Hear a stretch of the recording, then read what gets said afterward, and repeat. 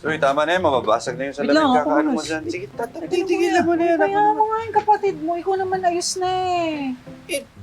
Bakit? Ano ba meron sa'yo ngayon? Nanalamin ka. Tsaka ba't ganyan yung suot mo? Pupunta ako sa trabaho ko. Trabaho? Nag-iipon ako para sa college ko.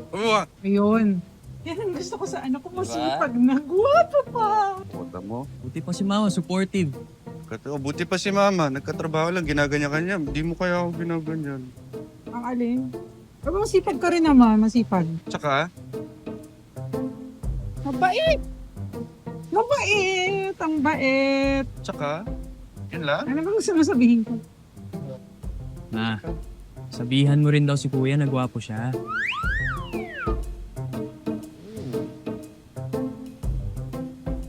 Wala naman ako anak na pangit. Diba? Nak yung baon ha. Ayokong uuwi kami. Teka lang. Mama, parang napilitan ka dun ah. Hindi naman. Aber, tignan natin ha. Boy Kamot. Oh, Wilfredo Navarro ka pala. ha? Ito, siya. Okay. Motto, drink moderately. Sabi sa'yo eh. Bakit may motto?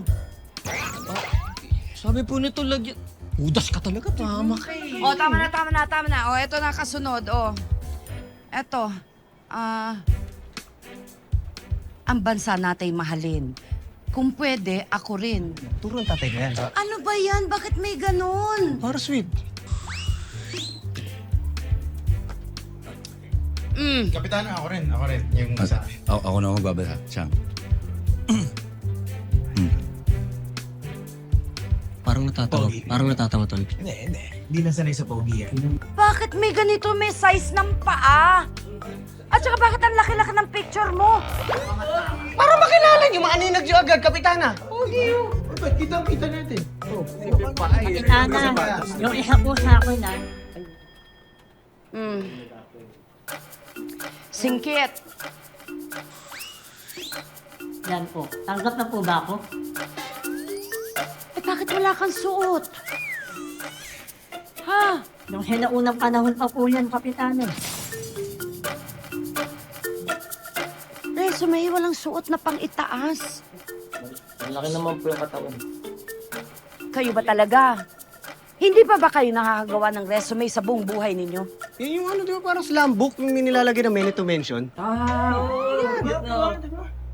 Eh paano ko kayo kukuning tanod? Kung mismong resume hindi kayo marunong gumawa. Eh, yaman na. Ako na magtuturo sa mga yan. Pagkatapos ko sa mga yan, hindi na resume ang tawag nila, kundi curriculum vitae. Naintindihan ba ninyo yan? Hindi Ay, huwag kayong tatawa kung hindi nyo naintindihan. Para kayong luka. Kanor, nakainom ka na naman ba?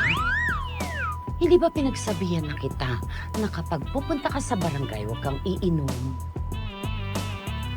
Kunti lang naman. Ganari lang. Eh, paano mo sila tuturuan? Kung ang sarili mo hindi mo maturuang tumigil. Anong gagawin mo dito sa barangay? Tatagay. Magtutong its. Kanor naman, ewan ko na sa'yo.